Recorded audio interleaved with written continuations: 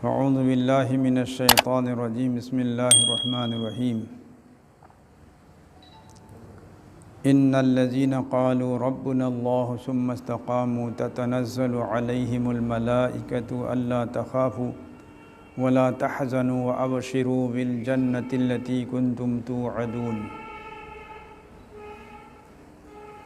صدق اللہ العظیم۔ محترم بھائی بزرگ دوستو، اللہ تبارک و تعالیٰ نے ہم سب کو ایمان والا بنایا اپنے فضل سے، کرم سے، اور صحیح سلامت رکھا بہت سی آفتوں مصیبتوں سے۔ اللہ تعالیٰ کا بڑا شکر ہے، احسان ہے۔ اللہ تعالیٰ ہم سب کو نیک اعمال کی توفیق عطا فرمائیں، اور جس مقصد کے لیے اللہ پاک نے ہم کو آپ کو پیدا کیا اس مقصد میں ہم سب لگے رہیں اور اس مقصد میں ہم کامیاب ہوں۔ تو بھائی، یہ زندگی بہت مختصر ہے، بہت جلد یہ ہماری آپ کی زندگی ختم ہونے والی ہے۔ کب ختم ہوگی، کہاں ختم ہوگی، کسی کو بھی معلوم نہیں۔ اچانک ختم ہو جائے گی، رات میں، دن میں، راستے میں، گھر میں، ہسپتال میں، کہاں بھی، کہیں پر بھی۔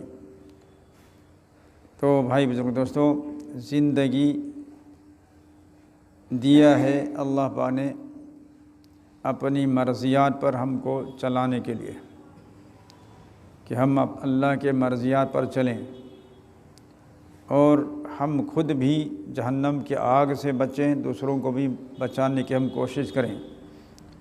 ہم خود بھی جنتی بنیں اور دوسروں کو بھی جنتی بننے کا جو راستہ ہے اس پر لگانے کی ہم کوشش کریں۔ یہ ہمارا آپ کا کام ہے۔ باقی دنیا کی سروس، بزنس، کھانے کمانے کے تو ساری دنیا کے لوگ کرتے ہیں، چاہے بے ایمان ہو، سب کرتے ہیں۔ اصل مقصد تو یہی ہے کہ ہم جہنم کی آگ سے بچنے کے لیے اور دوسروں کو بچانے کے لیے کوشش کریں۔ اس لیے اللہ نے فرمایا قوا انفسکم واہلیکم نارا، کہ تم خود بھی بچو، اپنے آپ کو بچاؤ، اور اپنے گھر والوں کو بھی، قریبی رشتہ داروں کو بھی جہنم سے بچاؤ۔ یہ حکم ہے دوستو۔ تو اس لیے ہماری آپ کی سب کی ذمہ داری ہے اس کام کو کریں کہ دین پر ہم چلیں، خود بھی دوسروں کو بھی دین پر چلانے کی ہم کوشش کریں۔ اور دین کے کام ایک دو نہیں ہیں، بہت سارے کام ہیں، بہت سارے کام ہیں دین کا بھائی۔ مدارس میں جو ہمارے علماء کرام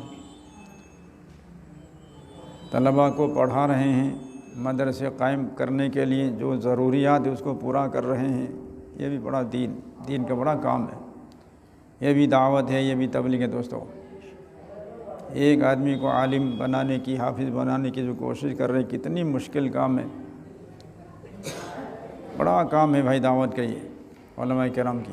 اسی طرح مکتب میں اساتذہ کرام چھوٹے چھوٹے بچوں کو کلمہ سکھا رہے ہیں، نماز سکھا رہے ہیں، وضو اور غسل، تیمم، اور اس طرح سے دوسری دین کی فرائض واجبات سکھلا رہے ہیں۔ جو علم فریضہ ہے وہ مکتب میں سکھایا جاتا ہے۔ تو مکتب کی خدمت کرنے والے اساتذہ کرام بھی بہت بڑا کام کر رہے ہیں، بڑا تبلیغ کا، دعوت کا کام کر رہا ہے۔ ان کی محنت سے بچے اسلامی عقائد پر قائم ہیں، ان کو کلمہ نماز یاد ہے مکتب کی تعلیم کی وجہ سے۔ تو اسی طرح بہت سے ہمارے اکابرین علماء کرام میں سے خانقاہ کی لائن سے محنت کر رہے ہیں، تزکیہ نفس کا کام کر رہا ہے، یہ بھی نبی والا کام ہے، بڑا کام ہے، بڑی دعوت ہے یہ بھی۔ اس کے ذریعے سے لوگوں کے دلوں کو بھائی اللہ کی طرف متوجہ کر رہے ہیں۔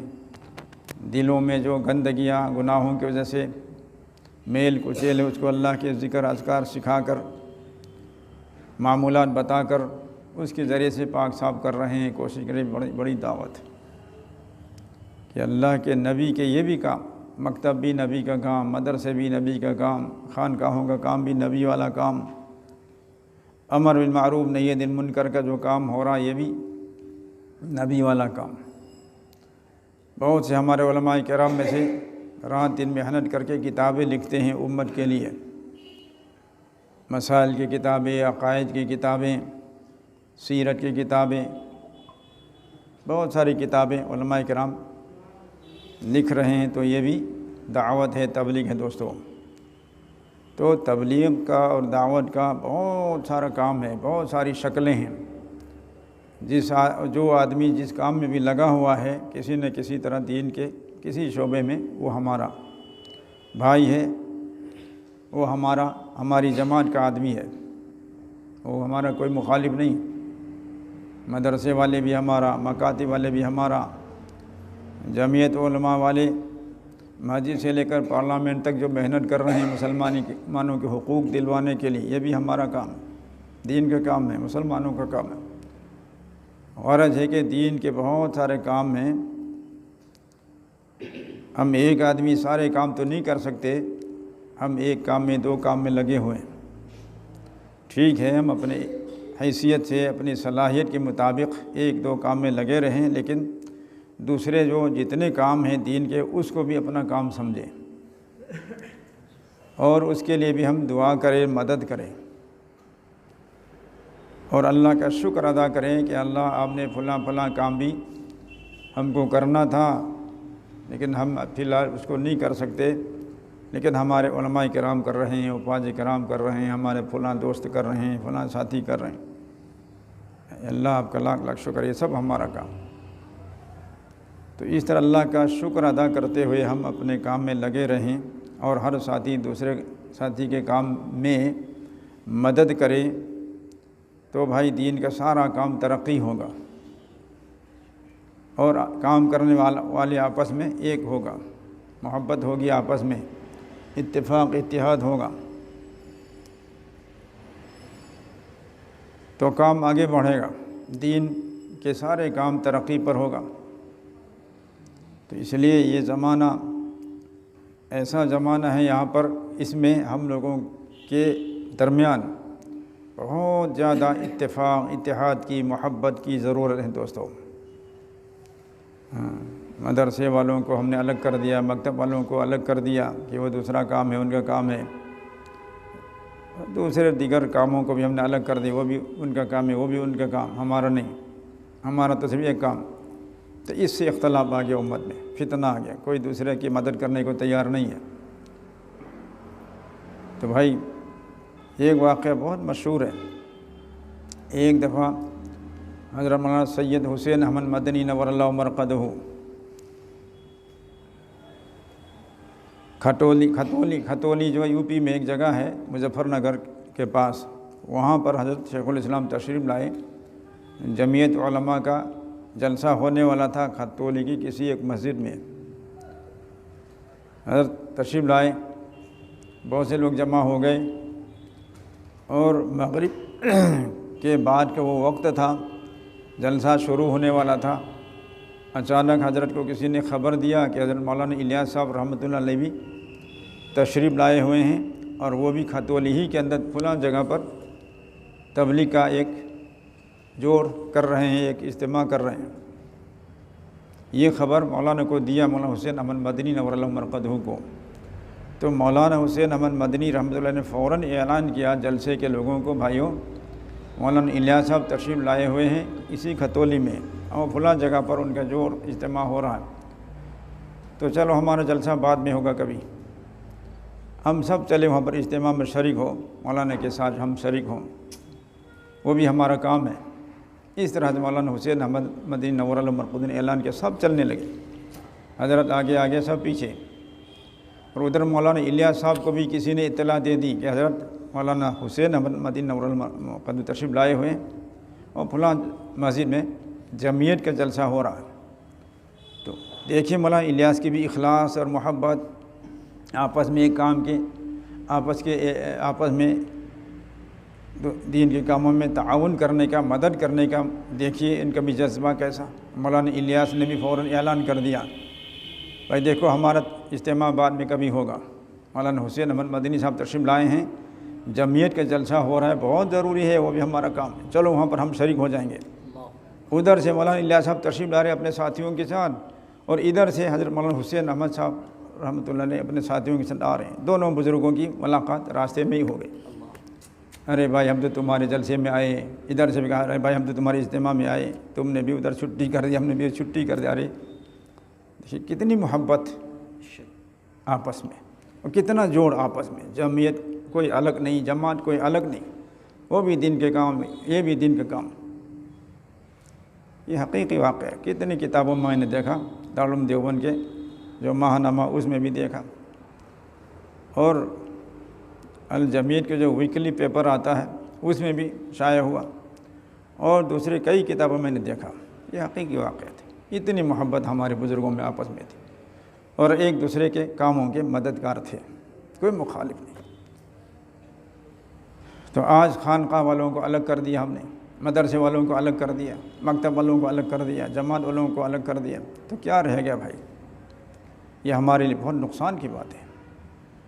تو اس لیے ہمارے لیے آج اس کی بہت زیادہ ضرورت ہے کہ ہم امت کو جوڑنے کی کوشش کریں، اور علماء کرام کی خوب قدر کریں، خوب عزت کریں۔ دعوت کا کام بھی علماء سے ہی شروع ہوا، علماء ہی لے کر چل رہے ہیں ابھی بھی۔ جس جماعت میں کوئی عالم نہیں ہوتے اس جماعت کی کوئی قیمت نہیں ہے۔ محلے والے پہلے پوچھتے تمہاری جماعت میں کوئی عالم ہے؟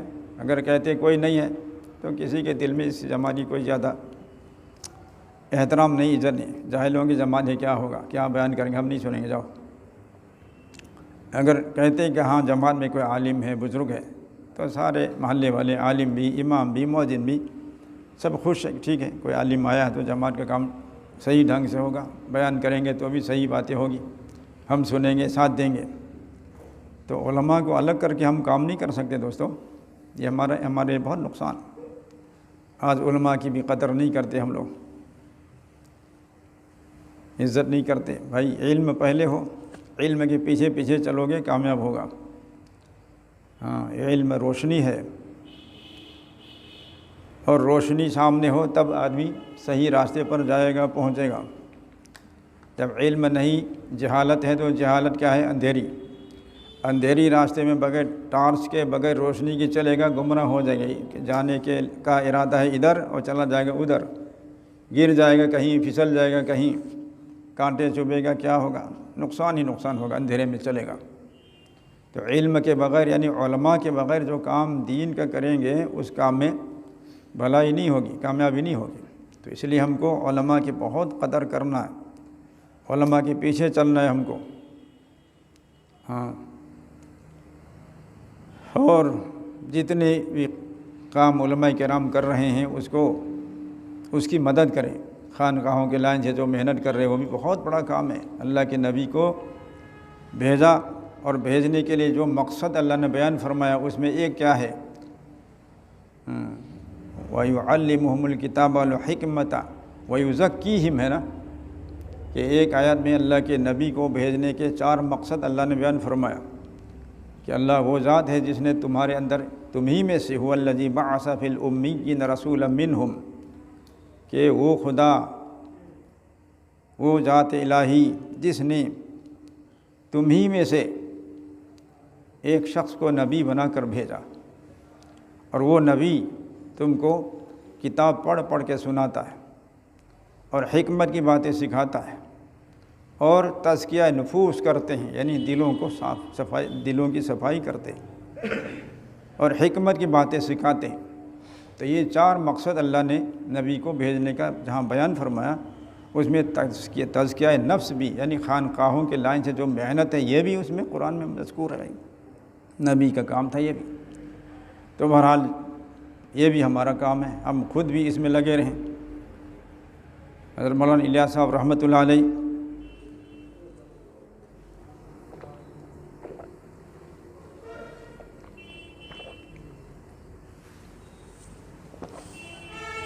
کبھی کہیں جماعت میں چلے لگا کر واپس آتے تھے،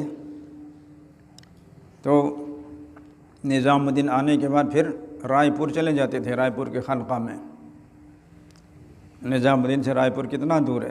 تقریباً 300 ساڑھے 300 کلومیٹر دور ہوگا میرے خیال میں. ہم تو گئے وہاں پر، خانقاہ ہے بہت بڑا، شاہ عبد الرحیم رائے پوری کی خانقاہ، ان کے بعد ان کے خلیفہ حضرت شاہ عبد القادر صاحب کا وہ خانقاہ، اور ابھی تک بھی وہ خانقاہ ہی سلسلہ چل رہا ہے ماشاءاللہ. وہاں پر ہمارے بڑوں میں سے بڑے بڑے حضرات جاتے ہیں، محدثین جاتے ہیں، محتمیم حضرات وہاں جاتے ہیں، اس خانقاہ سے فائدہ حاصل کرتے ہیں. تو مولانا الیاس صاحب رحمۃ اللہ علیہ خانقاہ میں چلے جاتے تھے رائے پور میں، 3 دن وہاں اعتکاف کر کے وقت گزار کر آتے تھے. لوگ پوچھتے تھے حضرت آپ کی تو یہاں نظام الدین بہت ضرورت ہے، جماعتوں کے لیے، آنے والوں کے لیے انتظام کرنا، جانے والوں کے لیے انتظام کرنا، کارگزاری سننا، ہدایت، روانگی ہدایت دینا، مشورہ دینا، بہت سارے کام. پھر آپ رائے پور چلے گئے. تو اس پر حضرت نے فرمائے بھائی میں اپنی اصلاح کے لیے گیا، جماعت میں گیا، ایک چلہ اس میں جو میرے دل میں کدورتیں آ گئی، میل کچیل آ گئے جماعت میں چلنے پھرنے سے، دنیا بھر کی چیزیں دیکھتے ہیں، دنیا کی حالات بھی سامنے آتے ہیں، تو اس کی وجہ سے جو میرے دل میں میل کچیل ہو جاتا ہے سفر کی وجہ سے، اس کو دھونے کے لیے، اس کو صاف کرنے کے لیے میں اپنے شیخ کے پاس چلا گیا خانقاہ میں. 3 دن وہاں قیام کر کے ذکر اذکار میں مشغول ہوا، مراقبے میں مشغول ہوا. اس طرح سے اپنے آپ کو اپنے دل کو صاف کر کے آیا ہوں. اپنی اصلاح کے لیے، اپنے صفائی کے لیے میں وہاں گیا ہوں. دیکھیں کتنا بڑا عالم دین، اور اس دعوت تبلیغ میں کتنا بڑا ان کا مقام. لیکن اپنی اصلاح سے وہ غافل نہیں ہے، اپنے پیر مرشد سے وہ دور نہیں ہے، خانقاہ سے الگ نہیں ہے وہ. دیکھا بھائی، تو اس لیے ہم کو سارا کام لے کر چلنا ہے. ہر قسم کے جو کام کرنے والے دین کے، وہ ہمارا آدمی، ان کے کام میں بھی ہم کو مدد کرنا. جب ہم ان کے کام میں مدد کریں گے تو وہ حضرات بھی ہمارے کام میں مدد کریں گے. ہمارے جوڑ میں، ہمارے مشورے میں، ہمارے اجتماع میں وہ حضرات بھی تشریف لائیں گے. خانقاہ کے بزرگ، پیر، مشائخ بھی آئیں گے، مدرسے کے حضرات بھی آئیں گے. جب ہم مدرسے والوں کی مدد کریں گے، ان کے کام کو اپنا سمجھیں گے. تو اس لیے آج اس کے بہت زیادہ ضرورت ہے. امت میں بہت زیادہ اختلافات، انتشار، کیا کیا ہو رہا ہے بھائی دوستو. نئی نئی جماعتیں بن رہی ہے، نئی نئی فرقے بن رہے ہیں. پہلے تو الگ الگ عقیدہ رکھنے والے قادیانی مسلمان تھے، قادیانی ہو گئے، الگ ایک فرقہ بن گیا، کوئی دوسرا فرقہ بن گیا، کوئی دوسرا فرقہ بن گیا. الگ الگ مسائل میں اختلاف، عقائد میں اختلاف.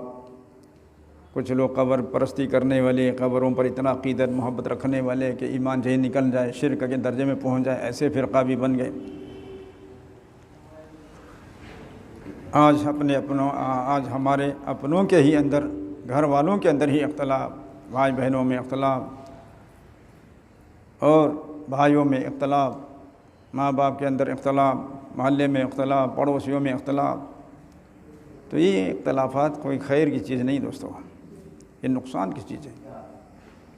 ہاں، تو اللہ تعالی ہم سب کو ہر طرح کے شرور و فتن سے، اختلافات سے، انتشار سے حفاظت فرمائیں. یکسوئی کے ساتھ، اخلاص کے ساتھ، ایک ہو کر، نیک ہو کر کام کرنے کی اللہ پاک ہم سب کو توفیق عطا فرمائیں. تو اختلاف کے بجائے اتفاق، اتحاد کے ساتھ میں کام کریں گے تو کام سے فائدہ ہوگا، ورنہ اس کام سے نقصان ہی ہوگا. مولانا الیاس صاحب رحمۃ اللہ علیہ کے ملفوظات میں آپ نے پڑھا ہوگا، بار بار لکھا حضرت نے، یہ کام اگر علماء کے ماتحتی میں، ان کی نگرانی میں چلے گا تو اس کام سے بہت فائدہ ہوگا امت کو. جو صدیوں میں فائدہ ہو سکتا ہے وہ سالوں میں، مہینوں میں اتنا فائدہ پہنچے گا، اتنا ہدایت اس سے عام ہوگا. اگر علماء کی نگرانی کے بغیر یہ کام کریں گے تو اس کام سے امت کو اتنا نقصان ہوگا کہ جو صدیوں میں نقصان و گمراہی آ سکتی ہے، وہ مہینوں میں اس کام ہی کی ذریعے سے نقصان پہنچے گا، گمراہی پھیلے گا امت کے اندر، نقصان پہنچے گا. ظاہر میں ہم کہہ رہے ہیں دعوت ہے، تبلیغ ہے، ضروری ہے، یہ ہے، کتنا بھی فضائل سناتے رہو، کتنا بھی ہم اپنا وقت لگاتے رہیں، لیکن صحیح طرح علماء کرام کی، جو ہمارے علماء میں بھی بہت سارے علماء ہیں نا بھائی، علماء سے مراد علماء حقانی، علماء ربانی ہے، تو ان کے مشورے کے ساتھ ہم کام کریں گے، جتنا کہیں گے اتنا ہم کام کریں گے، جیسا صحیح اصول ہے اس پر کام کریں گے تو اس کام سے فائدہ ہی فائدہ ہوگا۔ اگر علماء حقانی کے مشورے اور ان کے نگرانی کے بغیر ہم کام کریں گے تو اس کام سے کوئی فائدہ نہیں ہوگا، بلکہ نقصان ہی پہنچے گا امت کے اندر۔ تو اس لیے بھائی علماء کرام کی قدردانی کرو، ان کے مشورے سے کام کرو، اور اپنے آپ کو چھوٹا سمجھو کہ ہم کچھ نہیں جانتے۔ دیکھو بھائی، ایک مزاج بن گیا ہمارے آج کل کے بھائیوں میں کہ تھوڑا سا ہم نے دین کا کام کیا، چاہے مدرسے میں کیا یا جماعت میں یا خانقاہ میں، پھر ہم نے سمجھا کہ ہم سب کچھ ہو گئے، ہم تو فرشتے جیسے بن گئے، ہمارے اندر ساری صلاحیت ہے، ہو گئی، ہم کو بیان کرنا آ گیا، لوگ ہماری باتیں سنتے ہیں، ہم اونچے درجے پر پہنچ گئے، اپنے آپ کو ہر آدمی اس طرح سوچے ہوئے، تو پھر کیسا ہوگا بھائی؟ ترقی کے بجائے تنزل ہی ہو گئی اس طرح سے۔ بظاہر دیکھنے میں چاہے کچھ بھی نظر آ رہا ہو، لیکن حقیقت میں سے ہدایت نہیں پھیلے گا، اور اللہ کے ہاں قربت حاصل نہیں ہوگی، اللہ کے ہاں قبولیت نہیں ہوگی۔ آدمی جب تک اپنے آپ کو چھوٹا سمجھ کر کام کریں گے، مجھے کچھ نہیں آتا، مجھ سے کچھ نہیں ہوتا، اور اس طرح چھوٹا بن کر کام کرتے رہیں گے اور رو رو کر کام کریں گے، ڈرتے ڈرتے ہوئے کام کریں گے، تو اللہ پاک مدرسے والوں سے بھی، مکتب والوں سے بھی، جماعت والوں سے بھی، جمعیت والوں سے بھی، خانقاہ والوں سب سے اللہ تعالیٰ خوش ہو جائیں گے، اور ان سب کے کاموں کو اللہ ترقی دیں گے، قبول فرمائیں گے۔ چاہے کسی بھی لائن میں آدمی کام کرے، تو کام کرنے والوں کے اندر ذرا بھی تکبر آ گیا نا، تو بھائی دوستو یہ تکبر سب کے لیے ہلاکت ہے۔ دیکھنے میں چاہے مولوی نظر آتا ہو، حافظ نظر آتا ہو، سال والا چلہ والا نظر آتا ہو، پیر صاحب نظر آتا ہو، لیکن جب اس کے دل میں تکبر آ گیا، دوسروں کی حقارت ہے اس کے نگاہوں میں اور اپنی بڑائی ہے، تو ان کے سارا کام بیکار۔ کیونکہ اللہ رب العالمین نے بہت سے جگہوں پر قرآن کریم میں ارشاد فرمایا کہ اللہ پاک تکبر کرنے والوں کو پسند نہیں کرتے، اور جگہ جگہ فرمایا اللہ رب العالمین نے، اور حدیث قدسی میں کہ تکبر یعنی یہ کبریائی میری چادر ہے، بڑائی میری چادر ہے، اللہ نے فرمایا، حدیث قدسی ہے۔ تو جو کوئی میری چادر کھینچے گا یعنی خود کو اپنے آپ کو بڑا سمجھے گا، تو بڑا تو اللہ ہی ہے۔ اللہ اکبر ہم سب کہتے ہیں نا، نماز میں بھی کتنی مرتبہ، اذان میں بھی اللہ اکبر، یعنی اکبر تو اللہ ہی ہے، بڑا تو اللہ ہی ہے۔ ہم آپ سارے دنیا کے انسان سب چھوٹے، اور انسان خود کو اللہ کے مقابلے میں لاتا ہے، کہتا ہے میں اکبر ہوں، میں بھی بڑا ہوں، تو پھر یہ مقابلے میں آ گیا اللہ کا۔ تو جو اللہ کے مقابلے میں آ گیا وہ تو ناکام ہونا ہے۔ اور حدیث میں ہے جس بندے کے دل میں رائے کے دانے کے برابر بھی تکبر ہوگا، اس کو جہنم میں منہ کے بل پھینک دیں گے، ڈال دیں گے۔ اور تکبر کرنے والوں کو اللہ پاک قیامت کے دن چیونٹیوں کے شکل میں اٹھائیں گے، حشر کے میدان میں کچے غم کی شکل دا تکبر کرنے والوں کو، اور سارے لوگ اس کے اوپر رونتے ہوئے جائیں گے، نیتن نیتن میں ہم چلیں گے۔ تکبر کرنے والے دنیا میں ان کی یہ حالت ہوگی دوستو۔ اللہ ہم سب کی پوری امت کی حفاظت فرمائے۔ تو چھوٹا بن کر ہم کام کریں۔ مولانا صلاح الدین صاحب کے ان کے والد محترم حضرت مولانا رحیم الدین صاحب نور المرقد ہوں، ایک دفعہ ہم آئے، ہمارے حضرت مولانا عبدالعزیز امیر صاحب منی پور کے امیر دارالعلوم مرکز کے صدر مدرس بھی، شیخ الحدیث بھی، ہم آئے ایک دفعہ حضرت کی زیارت کے لیے، گھر میں گئے تو مولانا صلاح الدین صاحب بھی اس دن گھر میں نہیں تھے، گھر میں کوئی لڑکا بھی نہیں تھا چائے وائے لانے کے لیے، تو ہم بیٹھے تھوڑی دیر حضرت کی خدمت میں، حضرت اٹھ گئے، وہ خود ہی چائے لے کر آئے اور ناشتہ لے کر آئے۔ ہم کو بہت شرمندگی ہوئی، اتنا بڑا آدمی، اتنا بڑا محدث اور خلیفہ ہمارے لیے چائے اٹھا کے لا رہے، ہم کو بہت شرمندگی ہوئی۔ میں نے کہا حضرت یہ کیا کر رہے ہیں آپ؟ کوئی ضرورت نہیں ہم لوگوں کے لیے آپ کو ایسا تکلیف اٹھانے کی۔ تو فرمایا کہ بھائی میں کچھ نہیں ہوں، میں کیا ہوں، آپ لوگ مہمان ہیں، اللہ کے راستے میں ہیں، ہم سے ملنے کے لیے آئے ہیں۔ تو اللہ کے نبی نے تو کافروں کی بھی خدمت کیا ہے، ان کو بھی کھلایا پلایا۔ آپ لوگ تو بڑے عالم لوگ آئے ہیں ہمارے گھر میں۔ تو دیکھیں یہ ہے تواضع، اتنا بڑا خلیفہ، اتنا بڑا محدث آدمی ایک گناہ گاروں کے لیے خدمت کر رہے، خود لا رہے چائے اور ناشتہ کیا گیا۔ ورنہ کوئی تکبر والا ہوتا تو بیٹھے رہتے، چلاتے، اوئے بی بی، وہ پھلانے، وہ بچے، وہ لاؤ، یہ لاؤ، ہے نا، آرڈر کرتے، کوئی تکبر والا ہوتے۔ لیکن خود ایسا کام کیا، کسی کو کچھ آرڈر نہیں دیا۔ تو اسی زمانے میں نے دیکھا مولانا صلاح الدین کے گھر کے ادھر شہر میں ایک کار کھڑی ہے، نئی کار، مگر اس کے جو رنگ تھے نا وہ سب نکال دیا، اب تو بہت بد شکل ہو گئی اس کار کی۔ تو فرمایا کہ کسی نے ہدیہ میں دیا حضرت کے لیے۔ ایک دفعہ حضرت اس پر بیٹھے، تھوڑی دیر گئے، کہا کہ اس میں بیٹھتے ہوئے تکبر آیا دل میں، اس لیے اس کے رنگ ونگ سب نکال دیا، بد شکل بنا دیا تاکہ اس میں بیٹھے ہوئے تکبر نہ آئے۔ تو اس طرح ہمارے بڑے تو اپنی اصلاح کرتے، اور ہم ہو گئے کیا کہنے ہیں، تھوڑا سامنے دین کا کام کیا، ہم تو بہت بڑے ہو گئے، عالم سے بھی بڑے، محدث سے بھی بڑے، ابا سے بھی بڑے ہو گئے، کیونکہ ابا نے وقت نہیں لگایا، ہم نے لگایا تو ہم بڑے ہو گئے۔ ابا مولوی نہیں، ہم مولوی صاحب، ہم بڑے ہو گئے، ہمارے اندر تو ایسی بڑائی آ گئی۔ اللہ رحم فرمائے۔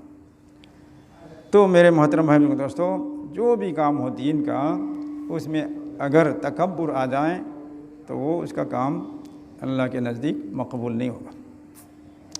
اور سادگی کے ساتھ کام کرنے والا، تواضع کے ساتھ کام کرنے والا، چاہے بہت چھوٹا نظر آتا ہو، بہت کمزور نظر آتا ہو، بہت جاہل نظر آتا ہو، تو بھی اللہ کے نزدیک وہ بہت بڑا ہے، بہت بڑا ہے دوستو۔ کام زیادہ نہیں کر رہا لیکن اخلاص ہے، تواضع ہے، عاجزی کے ساتھ کام کر رہا ہے، تو یہ بندہ اللہ کے نزدیک بہت بڑا بندہ ہے، بہت بڑا۔ اور ایک آدمی دیکھنے میں بہت بڑا سب کچھ نظر آ رہا ہو، بہت ڈگریاں ہوں، لیکن اس کے اندر تکبر ہے، تو اللہ کے یہاں کچھ نہیں، اس کی کوئی اہمیت نہیں۔ شیخ ابو عبداللہ اندلسی کا واقعہ آپ حضرات نے سنا ہوگا۔ حضرت امام غزالی رحمۃ اللہ علیہ نے احیاء العلوم میں لکھا، حضرت شیخ زکریا رحمۃ اللہ نے ان کی کتاب آپ بیتی میں لکھا، وصف شیخ میں بھی حضرت مفتی اعظم رحمۃ اللہ نے اس کو نقل کیا، تو کتنے ساری کتابوں میں لکھا ہے۔ شیخ ابو عبداللہ اندلسی رحمۃ اللہ علیہ بہت بڑا عالم، حافظ، اور اس زمانے کے بہت بڑا پیر مرشد، ان کے خلفاء میں سے جنید بغدادی، شبلی جیسے بڑے بڑے اللہ والے، اور مریدوں کے تعداد لاکھوں میں، اور ان سے اجازت یافتہ خلفاء کی تعداد 12,000، اتنے زیادہ، ان کے خلیفہ 12,000 ہے تو مرید کتنے لاکھ ہوں گے دیکھیے، اتنا بڑا آدمی۔ ایک دفعہ سفر کے لے گئے اپنے بہت سارے مریدین کے ساتھ میں، بہت بڑا قافلہ، سفر میں جاتے ہوئے عیسائیوں کے گاؤں سے گزرا، وہاں کچھ لڑکیاں کنویں میں پانی بھر رہی تھیں، وہاں سے گزرے تو کسی ایک لڑکی کی طرف شیخ ابو عبداللہ اندلسی نے ایک نگاہ اٹھا کر دیکھا، تو فوراً اس کے دل کی حالت بدل گئی۔ انہوں نے کہا کہ اپنے ساتھیوں سے کہ تم لوگ چلے جاؤ۔ لوگوں نے کہا آپ کو کیا ہو گیا، آپ کو تو جانا ہے ہمارے ساتھ میں۔ نہیں، اب میں نہیں جاتا، کہیں بھی نہیں جاتا، اب میں یہیں رہ جاتا ہوں، اور میری حالت بدل گئی ہے، پہلے جیسا نہیں ہے، اس لیے تم لوگ چلے جاؤ، میں یہیں رہتا ہوں۔ پوچھا کیوں؟ یا کہ ایک لڑکی کو میں نے دیکھا، وہ لڑکی مجھے بہت پسند آ گیا، اب تو میں اسی سے شادی کر کے یہیں رہ جاؤں گا۔ دیکھا کیسی تبدیلی آ گئی، اتنا بڑا سزا ہو گیا اللہ کی طرف سے۔ تو بہت خوش آمد کیا ان کے خلفاء نے، مریدین نے، سفر کے ساتھیوں نے کہ حضرت آپ ایسا نہ کیجیے، آپ اتنا بڑا عالم ہے، حافظ ہے، محدث ہے، اور پیر و مرشد ہے لاکھوں کے، آپ تو مرید پیر ہے۔ کہا کہ نہیں، کچھ بھی ہو، میری حالت اب میرے قبضے میں نہیں، میرا دل میرے قابو میں نہیں، پتہ نہیں مجھے کیا ہو گیا، اب یہاں سے کہیں نہیں جاؤں گا میں، تو تم لوگ چلے جاؤ۔ بہرحال مجبور ہو گئے، وہ سب روتے ہوئے واپس گئے بغداد۔ پھر ابو عبداللہ اندلسی نے اس لڑکی سے کہا کہ اے لڑکی، میری حالت یہ ہے، تمہیں دیکھ کر میری ایک دم نیت بدل گئی، دل بدل گیا، پتہ نہیں کیا ہو گیا، میرا قدم آگے بڑھا کر نہیں جا سکتا، میری تمنا ہے کہ میں تم سے نکاح کروں۔ لڑکی عیسائی تھی، انہوں نے کہا کہ ٹھیک ہے، میرے والد صاحب سے بات کرو۔ ان کے والد صاحب سے بات کیا تو اس کے باپ نے کہا کہ ٹھیک ہے، لڑکی دینے کو تیار ہوں، لیکن شرط ہے کہ تم عیسائی ہو جاؤ، تم تو مسلمان ہو، عیسائی ہو جاؤ، عیسائی بن جاؤ گے تو لڑکی سے نکاح کرا دوں گا، اور تمہارا مہر روپے پیسے کچھ نہیں لوں گا، کہ مہر کے بدلے میں تم ہمارے جو سور ہے اس کے چراؤ، اس کی خدمت کرو، سوروں کو گھاس دانا کھلانا پلانا، جنگل میں لے جانا واپس لانا، یہ کام، یہ خدمت، اگر تیار ہو تو ٹھیک ہے۔ کہا کہ ٹھیک ہے، عیسائی ہونے کو بھی تیار، عیسائی ہو گیا۔ اب لڑکی سے اس کا عیسائی کے طریقے پر پیسہ ہو نکاح ہو گیا، اور اسی طرح عیسائی ہو کر سور چرانے لگا۔ وقت گزر گیا 1 سال۔ ادھر بغداد میں جب ان کی خبر پہنچی تو سارے بغداد کے لوگ رونے لگے، کوہرام مچ گئی، رونے کی آواز، شور و غل، اور ان کے خانقاہ بھی ٹھنڈا ہو گیا، مدرسے بھی بند ہو گیا، ایسی حالت ہو گئی۔ 1 سال گزر گئے۔ اس کے بعد میں شبلی اور جنید وغیرہ ان کے خلفاء میں سے بڑے بڑے کچھ لوگ گئے کہ چلو ایک دفعہ ہم اپنے شیخ کو دیکھ کر آئیں کس حال میں، ان سے ہم خوشامد کریں گے، ان سے ہم درخواست کریں گے دوبارہ اسلام میں واپس آنے کے لیے۔ چلو گئے بھائی دوستو، ایک جماعت ملا تو کس حالت میں ملا؟ سور چرا رہے تھے۔ جس عصا سے، جس ڈنڈے سے وہ خطبہ دیتے ہوئے، بیان کرتے ہوئے مسجد میں کھڑے ہو کر اسے کام لیتا تھا، سہارا لیتا تھا، اسی عصا سے، اسی لاٹھی سے سوروں کو ہانک رہے تھے۔ ملاقات ہوئی، پوچھا شیخ اب تمہاری کیا حالت ہے؟ کہا کہ وہی حالت ہے، میرا دل اب میرے قابو میں نہیں ہے، مجھے پتہ نہیں کیا ہو گیا۔ بہرحال پوچھا کیا ہو گیا آپ کو، ذرا آخر صحیح تو بتاؤ۔ کہا کہ اس وقت جب تمہارے ساتھ ہمارا گزر ہو رہا تھا عیسائیوں کی بستی میں، تو ایک چرس پہلے نظر آیا، تو اس چرس میں عیسائی لوگ پوجا پاٹ کرنے کے لیے جا رہے تھے۔ اس وقت میرے دل میں ایک خیال آیا، یہ تو جہنمی لوگ ہیں، گمراہ لوگ ہیں، ہاں چرس میں جا رہے ہیں، میں تو پیر ہوں، استاد ہوں، عالم ہوں، یہ ہے وہ ہے۔ تو میں نے اپنے آپ کو بڑا سمجھا، ان عیسائیوں کو بہت حقیر سمجھا، ایک بات بھی نکل گئی ان کے بارے میں، یہ تو جہنمی۔ تو اسی وقت میرے سینے سے کوئی چیز چڑیا کی شکل میں اڑتا ہوا میں نے دیکھا، تو گویا کہ وہ میرا ایمان تھا جو نکل گیا۔ تو اس کے نکلنے کے بعد ہی میری یہ کیفیت ایسی ہو گئی، ایسی بدل گئی۔ تو پھر پوچھا ان کے خلفاء نے کہ حضرت آپ تو پورے قرآن کے حافظ تھے، اب بتاؤ کہ قرآن میں سے کوئی آیات یاد ہے ابھی یا سب بھول گئے؟ انہوں نے کہا کہ نہیں، سب بھول گئے، صرف ایک آیات یاد رہ گئی، وہ کیا؟ وَمَن يُهِنِ اللَّهُ فَمَا لَهُ مِن مُكْرِمٍ، کہ اللہ پاک جس کو ذلیل کر دے، رسوا کر دے، اس کو عزت دینے والا کوئی نہیں۔ بس یہ ایک آیات مجھے یاد ہے۔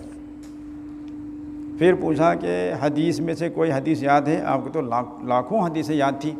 کہا کہ سب بھول گئے۔ کہا کہ صرف ایک حدیث یاد رہ گئی، کیا؟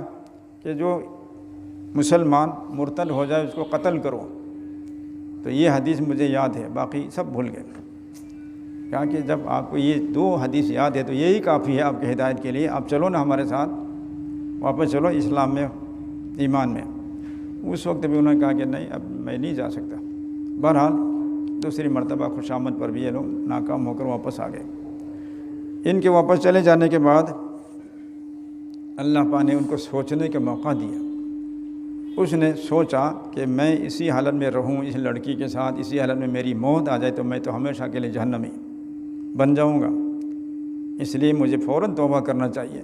تو فوراً انہوں نے توبہ کیا اور لڑکی سے کہہ دیا کہ لڑکی تمہاری خاطر میں نے اپنا ایمان بھی خراب کر دیا، میں مرتد ہو گیا، مجھے اپنی موت کا فکر ہے، آخرت کا فکر ہے، اب میں تمہارے ساتھ نہیں رہ سکتا، میں جاتا ہوں واپس بغداد۔ یہ کہہ کر وہ تو چلا آیا، بغداد پہنچ گئے، لوگ بہت خوش ہو گئے، سارے بغداد والے آ گئے ان سے ملنے کے لیے، مبارکباد دینے کے لیے۔ ادھر اس لڑکی کو بھی اللہ پاک نے ہدایت دیا، اس نے بھی سوچنا شروع کیا کہ میرا شوہر ایک مسلمان تھا، بڑا بزرگ آدمی تھا، اس نے میری ہی وجہ سے اپنا اسلام چھوڑا، مرتد ہوا، اور 1 سال میرے ساتھ میں رہا، کتنا اچھا آدمی، لیکن وہ اپنے آخرت کی موت کی فکر سے مجھے بھی چھوڑ کر چلا گیا۔ تو مجھے بھی تو مرنا ہے، مجھے بھی جنت کی ضرورت ہے۔ تو وہ بھی گھر سے نکل کر آ گئی، لیکن راستہ بھی معلوم نہیں، گھر بھی معلوم نہیں اپنے شوہر کا۔ تو نکلا، رات کی اندھیری ہو گئی، وہ سوچ میں تھی کہ کیسے جاؤں۔ تو اتنے میں کوئی خدا کا بندہ آیا، اس نے کہا کہ کہاں جانا چاہتی ہو؟ اس نے ساری باتیں بتائی، ایسا میں اپنے شوہر کے پاس جانا چاہتی ہوں، اور شوہر کا اور میرا یہ حالت ہے، سارے کارگزار سنائے۔ تو بہرحال اس بندے خدا نے کہا کہ تم فکر مت کرو، آنکھیں بند کرو اور میرے پیچھے پیچھے چلتی رہو، جب میں کہوں تبھی آنکھیں کھولنا۔ بہرحال چند قدم چلنے کے بعد اس بزرگ نے کہا کہ آنکھیں کھولو، تو کھولا تو وہ بغداد پہنچ چکا تھا، اور بغداد کے جو دریا ہے اس کے کنارے پر موجود پایا اس لڑکی نے، اور بزرگ نے کہا کہ یہاں سے تم جاؤ سیدھا، یہ جو مکان نظر آ رہا ہے یہی تمہارے شوہر شیخ ابو عبداللہ اندلسی کا ان کا خانقاہ ہے، مدرسہ بھی ہے وہی ہے، اور وہی اسی مدرسے میں فلاں طرف ایک کمرہ، اسی میں تمہارا شوہر رہتا ہے، جاؤ۔ اگر پوچھے تمہارا شوہر تم کو کس نے پہنچایا یہاں تک، تو بولنا تمہارا بھائی خضر علیہ السلام نے مجھے پہنچایا، میرا سلام بھی ان کو کہنا۔ بہرحال لڑکی آئی، کنڈی کھٹکھٹایا، ابو عبداللہ اندلسی گھر سے کمرے کے اندر سے نکلے، پوچھا کون کیا، انہوں نے بتلا دیے میں تو آپ کی بیوی۔ وہ تو گھبرا گیا ابو عبداللہ، یہ کیسے تم آ گئی؟ تمہاری وجہ سے تو میرا ایمان خراب ہوا، میں مرتد ہوا، کتنی رسوائی ہوئی، اب کیوں آئی؟ اس نے کہا کہ میں تو اب مسلمان ہو کر آئی ہوں، اپنے ایمان کے لیے میں واپس آئی ہوں تمہارے پاس، مجھے دھکا مت دو، یہاں سے اپنے ساتھ رکھو، مجھے کلمہ سکھاؤ، نماز سکھاؤ۔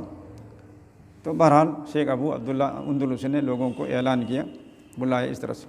بہرحال کہنے کا مقصد یہ ہے بھائی دوستو، ذرا سا اس کے دل میں تکبر آیا، اتنا بڑا عالم، حافظ، محدث، پیر، ذرا سا تکبر آیا تو اللہ پاک نے اس کے دل سے ایمان کو سلب کیا، مرتد ہو گیا۔ تو اللہ کی مہربانی ہوئی کہ 1 سال کے بعد میں پھر واپس آ گیا، کلمہ نصیب ہوا، ایمان پر خاتمہ ہوئے، تو اللہ کی مہربانی ہوئی، ورنہ اسی زمانے میں مر جاتا نا تو جہنمی ہوتا۔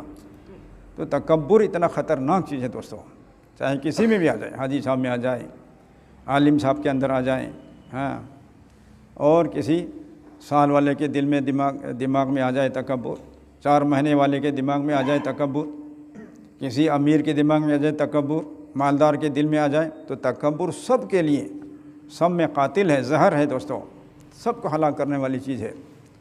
تو اس لیے عاجزی کے ساتھ ہم کام کریں، مل کر کام کریں، اور اپنی غلطی ماننے کا، رجوع کرنے کا جذبہ ہمارے اندر پیدا ہو۔ ہمارے کہنے میں، سننے میں کچھ غلطی ہو گئی، کسی نے ہم کو روک دیا، ٹوک دیا کہ بھائی تمہاری فلاں باتیں غلط ہے، تم نے جو بیان کیا وہ غلط ہے، یا تم نے جو مسئلہ بتایا وہ غلط ہے، فوراً رجوع کر، ہاں بھائی میں تو کمزور انسان ہوں، ہو سکتا ہے مجھ سے غلطی ہو گئی، معاف کرنا بھائی، شکریہ، جزاک اللہ، آپ نے میری غلطی بتلا دی، بہت بہت شکریہ۔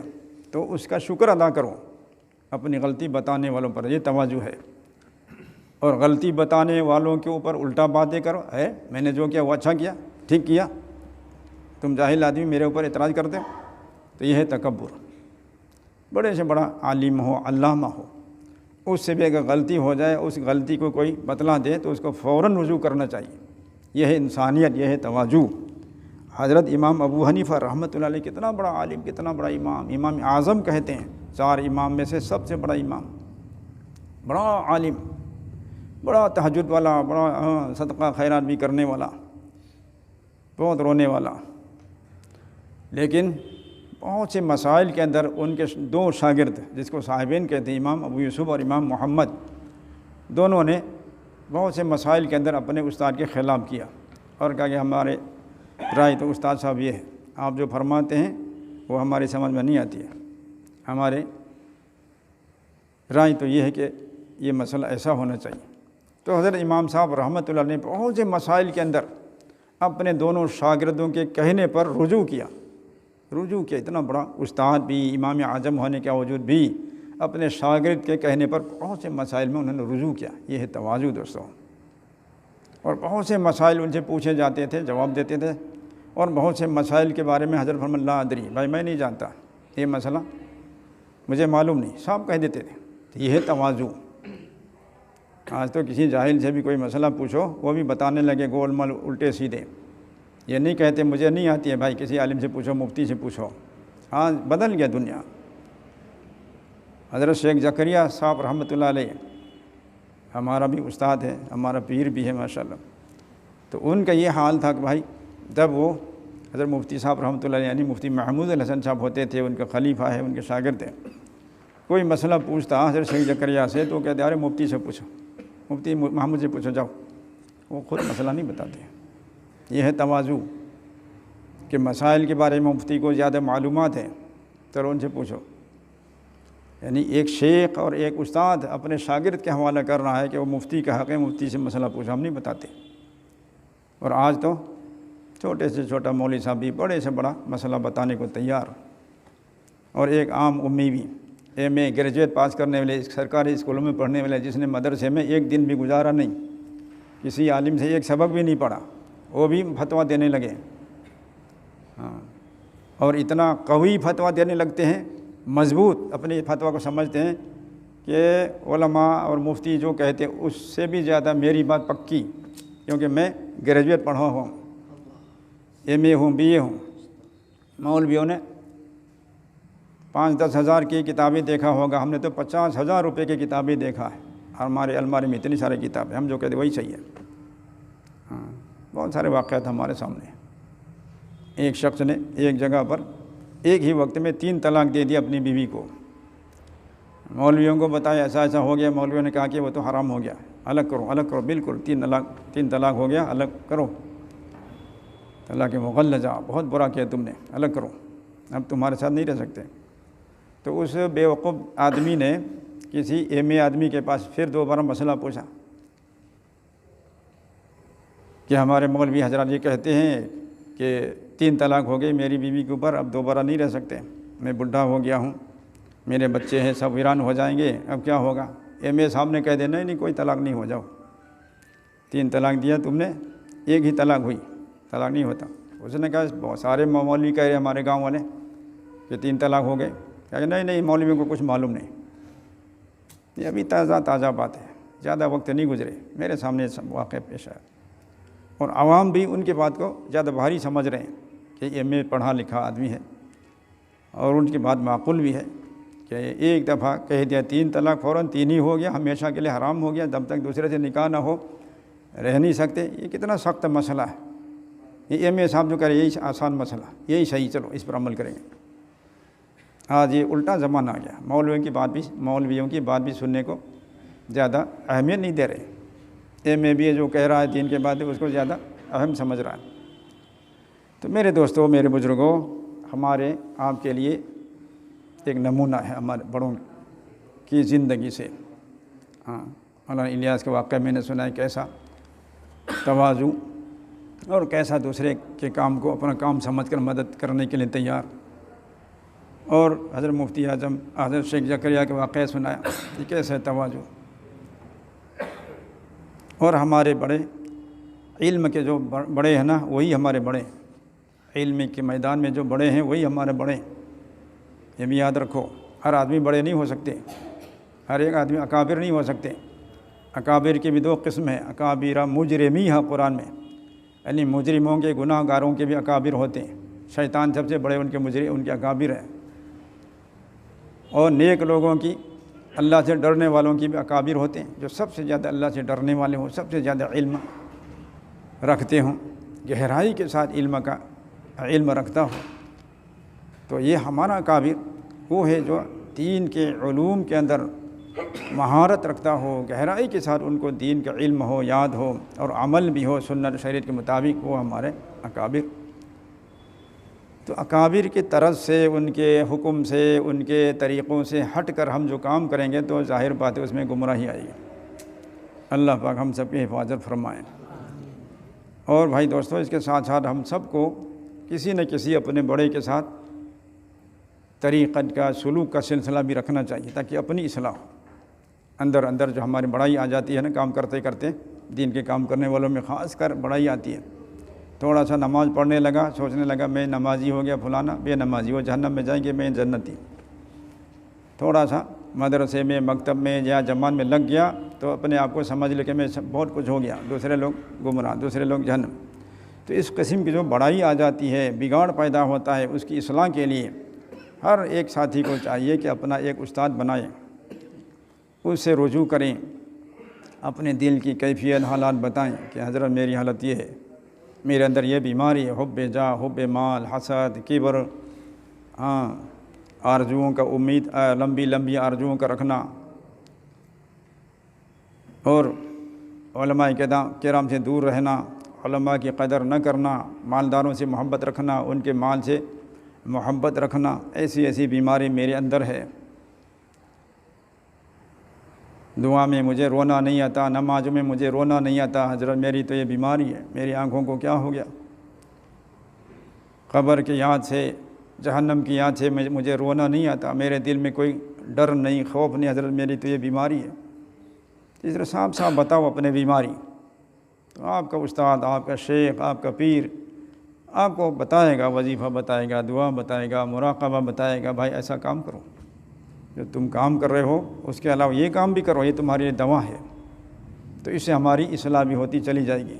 باطن کی اصلاح ہونا ضروری۔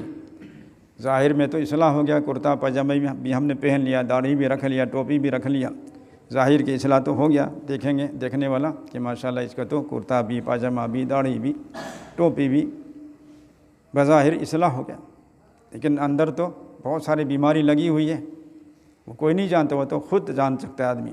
جو بیمار ہے نا وہ اپنی بیماری خود جانتا، کوئی دوسرا نہیں جانتا۔ تو ڈاکٹر کے سامنے بیمار اپنی بیماری کو بتائیں کہ ڈاکٹر صاحب میری بیماری ہے۔ ڈاکٹر کے سامنے کوئی بیماری مت چھپاؤ، ساری بیماری بتلا دو کھول کر۔ ڈاکٹر بھی عالم الغیب نہیں ہے، ڈاکٹر بھی نہیں جانتا اس کے اندر کیا بیماری ہے۔ بیمار آدمی جب کھول کر سب بیماری بتائیں گے تب ڈاکٹر کو بھی سمجھ میں آئے گی کہ ہاں اس کو یہ دوا دینا چاہیے، اس کو یہ پرہیز کروانا چاہیے، تب جا کر اس کی علاج ہوگا صحیح۔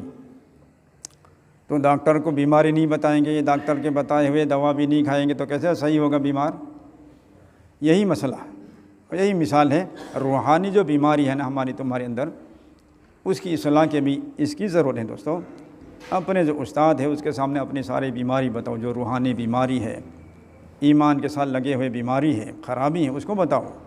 میرے اندر دنیا کی محبت ہے، مال کی محبت ہے، عہدے کی محبت ہے، مجھے محتمم بنا دے، مجھے امیر بنا دے، مجھے لیکچرار بنا دے، مجھے پروفیسر بنا دے، تمنا ہے نا سب، یہ اس کو حب جاہ کہتے ہیں، یہ بڑی بیماری۔ تو اسی طرح سے دوسروں کو حقیر سمجھنا، اپنے آپ کو اچھا اور بڑا سمجھنا، یہ سب بیماری۔ تکبر ہمارے اندر سب کے اندر ہے۔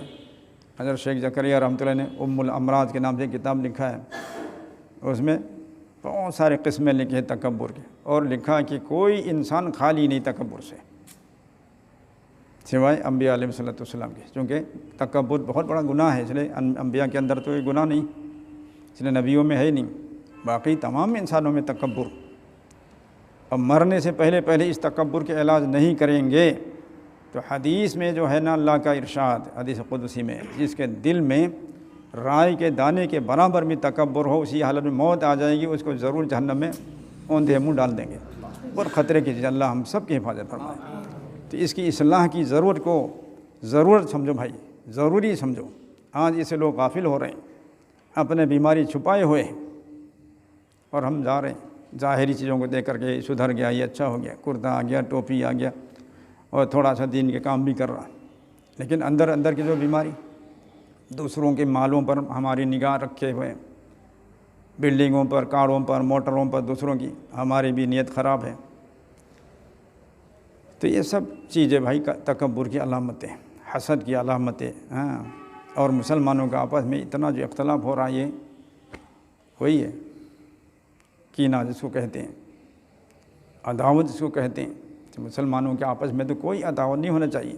اللہ پاک نے حضرت صحابہ کے لیے تعریف فرمایا، محمد رسول اللہ والذین معہم اشداء علی الکفار رحماء بینہم، سبحان اللہ، محمد رسول اللہ اور ان کے صحابہ وہ تو ایسے ہیں، اللہ فرما رہے ہیں وہ تو کافروں کے مقابلے میں بہت سخت ہے، بہت مضبوط پہلوان لوگ ہیں، ڈٹ کر مقابلہ کرنے والا، لیکن رحماء بینہم، مسلمانوں کے آپس میں ان کے آپس میں بہت محبت رکھنے والے، بہت زیادہ ایک دوسرے کو معاف کرنے والے، بہت زیادہ آپس میں ایک دوسرے کے خیر خواہی کرنے والے۔ تو تعریف فرمائی، آپس میں بہت محبت رکھنے والے تھے حضرات صحابہ کے اندر۔ اور آج ہمارے اندر بہت اختلافات، بہت انتشار ہے۔ وہی میں نے کہا نا، گھر کے اندر بھائیوں میں اختلاف، بہنوں میں اختلاف، ماں باپ کے اندر اختلاف، پڑوس میں اختلاف، محلے والوں میں اختلاف، علماء سے اختلاف، علماء سے دوری، مدرسے والوں سے اختلاف ہمارا، وہ ہمارا کام نہیں کرتے، یہ سب ہمارے بہت نقصان کی بات ہے۔ بہرحال ہمارا یہ سفر جو ابھی ہم تھوڑی دیر پہلے حاضر ہوئے ہیں، راستے بھی بہت خراب ہے، وقت بھی ابھی بہت مہینوں تک مدرسوں کا تعلیم بند رہا، ابھی بھی بہت سے مدرسے ابھی بند ہیں، پھر بھی اللہ کا شکر ہے ہمارے علاقے میں مدرسے کھل گئے اور تعلیم جاری ہے، اور بہت رات دن محنت کر کے سبق پڑھا رہے ہیں، کیونکہ کئی مہینوں تک تعلیم شروع نہیں ہوا شوال کے بعد میں بھی، تو اس لیے جو مہینے ہم نہیں پڑھا سکے اس کو بھی پورا کرنے کے لیے رات دن پڑھانے میں لگے ہوئے۔ پھر بھی کچھ وقت کے لیے ہم نے وقت نکال کر ہمارے علماء کرام اور کچھ ہمارے خاص احباب جو حاضر ہوئے ہیں، آپ حضرات کے محبت میں حاضر ہوئے ہیں، آپ ہمارے بھائی ہیں، آپ جو کام کر رہے ہیں وہ بھی ہمارا کام ہے، آپ کے کام میں مدد کرنا بھی ہمارا کام ہے، جیسے میں نے بہت ساری باتیں سنائی۔ تو اس لیے 2-3 روز کے لیے ہم حاضر ہوئے ہیں کہ آپ حضرات دین کا جو بھی کام کر رہے ہیں اس میں ہماری طرف سے ہم کیا خدمت کر سکتے ہیں، کیا مدد کر سکتے ہیں، اس میں تھوڑی بھی ہم مدد کریں گے آپ کی، یا آپ ہم سے کچھ کام لیں گے تو ہمارے لیے وہ بھی نجات کا سبب بن سکتا ہے، اللہ کی خوشنودی حاصل ہونے کا ایک ذریعہ بن سکتا ہے۔ تو اس لیے آپ حضرات مشورہ کریں ہم سے کیا کام لینا ہے، کیا کرنا ہے۔ بہرحال کام سب ہمارا ہے، دین کا کام جتنے بھی ہے سب ہمارا ہے۔